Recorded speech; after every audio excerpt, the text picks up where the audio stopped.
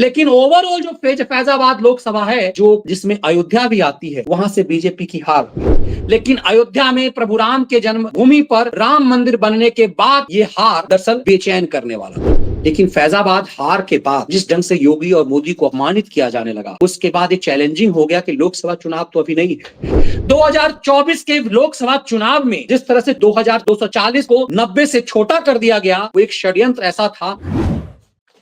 दिल्ली के साथ साथ मिल्कीपुर के चुनाव की भी घोषणा की गई है।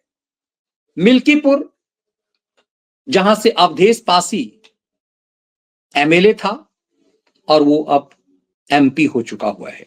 जब से अवधेश पासी दिल्ली का वहां से सांसद बना, तब से उत्तर प्रदेश के पूर्व मुख्यमंत्री और लोकसभा सांसद, समाजवादी पार्टी के नेता मुलायम पुत्र अखिलेश यादव उसे अयोध्या का राजा कहते हैं। और एक तरह से मिल्कीपुर के एमएलए के नाम से चिढ़ाने की कोशिश हुई कि फैजाबाद जो अयोध्या जिले का हिस्सा है, फैजाबाद जो लोकसभा क्षेत्र है, भले ही अयोध्या के विधानसभा क्षेत्र में बीजेपी जीती, लेकिन ओवरऑल जो फैजाबाद लोकसभा है, जो जिसमें अयोध्या भी आती है, वहां से बीजेपी की हार हुई। इसीलिए अपमानजनक ये नरेंद्र मोदी और विशेष रूप से योगी आदित्यनाथ के लिए हो गया। मिल्कीपुर की हार, मिल्कीपुर पारंपरिक रूप से सपाई सीट रही है, लेकिन अयोध्या में प्रभु राम के जन्मभूमि पर राम मंदिर बनने के बाद यह हार दरअसल बेचैन करने वाला था।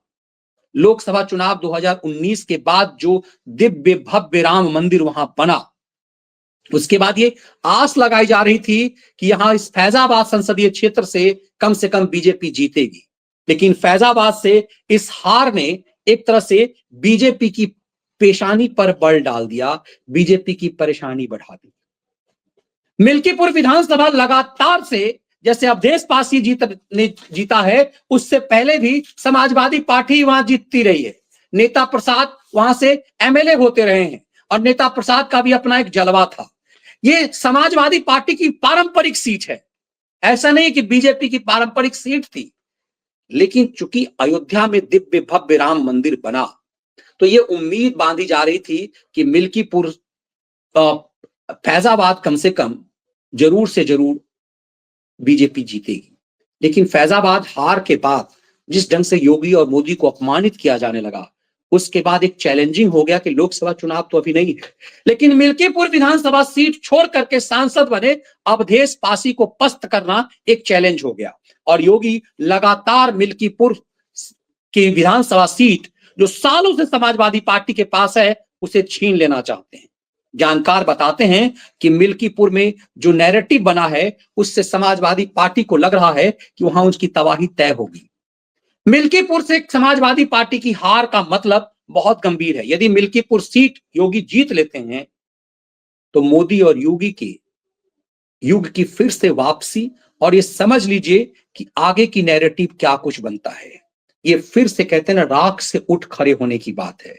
2024 के लोकसभा चुनाव में जिस तरह से 2240 को 90 से छोटा कर दिया गया या 99 को 240 से बड़ा बना दिया गया, वो एक षड्यंत्र ऐसा था, दरअसल उसी पर नकेल कसने की तैयारी है। सही मायने में मिल्कीपुर चुनाव जो उपचुनाव है, उस जो समाजवादी पार्टी की पारंपरिक सीट है, उस सीट वो सीट योगी आदित्यनाथ के लिए चैलेंज की बात बन गई है। इसीलिए लगातार योगी मिल्कीपुर में जाते हैं। और मिल्कीपुर के यदि जातीय समीकरण को आप देखेंगे तो आप चौंकेंगे। मिल्कीपुर चूंकि यादव और पासी समुदाय का एक बड़ा सेंटर पॉइंट है, वहां पर बड़े पैमाने पर मुस्लिम वोट भी है। लगभग 65,000 जो है उस विधानसभा में सिर्फ यादव है, 60,000 पासी हैं। और यही वजह है कि समाजवादी पार्टी ये मानती रही है कि यादव तो उसके वोट बैंक हैं, यादव को तो कहीं जाएंगे ही नहीं। जैसे सपा को लगता है कि उत्तर प्रदेश में तुष्टीकरण का वोट तो उसका गुलाम है, वैसे ही वो यादव वोट को यही मानते रहे। लेकिन हाल के दिनों में जिस तरह से पढ़े लिखे युवा यादवों का मन बदला है, चीजों को जो समझा है, उससे एक झटका लगा है।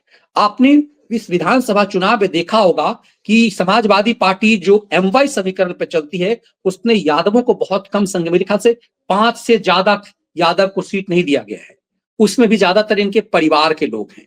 तो एक तरह से ये गुस्सा वहां पर भी है कि पासी सीट के अवधेश पासी को लोकसभा सीट भी वहां से दे दिया गया और ये मान लिया गया कि यादव तो अपना गुलाम है, वो तो वोट देगा ही देगा। अब योगी उसी नैरेटिव को तोड़ना चाह रहे हैं, क्योंकि वहां विधानसभा में जो दलित और पिछड़ों का खेल किया गया, क्योंकि उसी क्षेत्र के जो सांसद ने, बीजेपी के जो सांसद के उम्मीदवार थे, उन्होंने एक उल जुलूल बयान दे दिया। जब कहा गया कि संविधान बदल देंगे तो उन्होंने उस पर हामी भर दी। दरअसल यहीं पर पेंच फंस गया।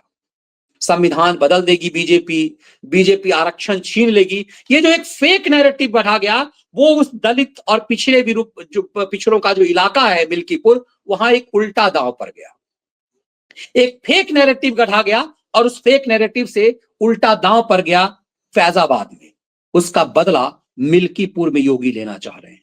और योगी ने जिस तरह से वहां काम किया है, जिस तरह से वहां जातिगत समीकरण को तोड़ा है, इससे उम्मीद बढ़ रही है कि मिल्कीपुर हर हाल में बीजेपी जीतेगी। और यहीं से फिर से यह तय होगा कि कैसे मोदी युग की वापसी है। दरअसल उस लोकसभा चुनाव को छोड़ दें यदि, तो फिर हरियाणा का चुनाव देख लीजिए या महाराष्ट्र के विधानसभा का चुनाव देख लीजिए। ये कमाल का, महाराष्ट्र में तो ऐसा प्रचंड बहुमत मिला कि सांप सूंघ गया पूरे इकोसिस्टम को। ऐसे में मिल्कीपुर में जीत ताबूत में आखिरी कील होगी। मिल्कीपुर की यह जीत, भले ही एक विधानसभा सिंपल दिख रहा है, मोदी और योगी को एक नए ताकत के साथ जीवंत कर देगा। मिल्कीपुर की यह जीत भारत के भविष्य की बात तय करेगा। सनातन भारत कहां से जो है वो उठ खड़ा हो रहा है। आप देखिए कि अभी बड़े पैमाने पर ये मैसेजिंग आया कि इस ठंड में जहां गोवा में बड़े पैमाने पर जो टूरिस्ट जाते थे वो तीर्थयात्री बन गए। वो अयोध्या में सबसे बड़ी संख्या में इस मकर संक्रांति में जो महाकुंभ हो रहा है उस दौरान वो प्रयागराज की तरफ, और इस पूरे नए साल के अवसर पर जो लोग गोवा जाते थे, जो क्रिसमस मनाने के लिए और नया साल मनाने के लिए जो लोग गोवा जाते थे, वो बड़े पैमाने पर वो अयोध्या पहुंच गए। पूरा सेंटर बदल गया। जो लोग कहते थे ना कि अयोध्या में फुटबॉल का मैदान बना दो, क्रिकेट का स्टेडियम बना दो, आप ऐसा कुछ कर दो कि वहां पर सिनेमा हॉल बना दो, मॉल बना दो, वो ये सब ये मंदिर से क्या हो जाएगा। उन सब ने देखा कि एक अयोध्या में दिव्य भव्य राम मंदिर बनने से कैसे उत्तर प्रदेश का कायाकल्प हो गया, भारत का कायाकल्प हो गया। लाखों लाख लोगों को रोजगार मिला और अयोध्या उत्तर प्रदेश के अर्थतंत्र का एक सेंटर बन गया है। यही वजह है कि मिल्कीपुर चुनाव के मायने हैं जो अयोध्या क्षेत्र में आता है। तो आप समझ पाएंगे कि भले ही बात एक सिंपल विधानसभा का हो, लेकिन मिल्कीपुर तय करेगा भविष्य में मोदी और योगी को। इस बात की गारंटी आप बांध करके रख लीजिए।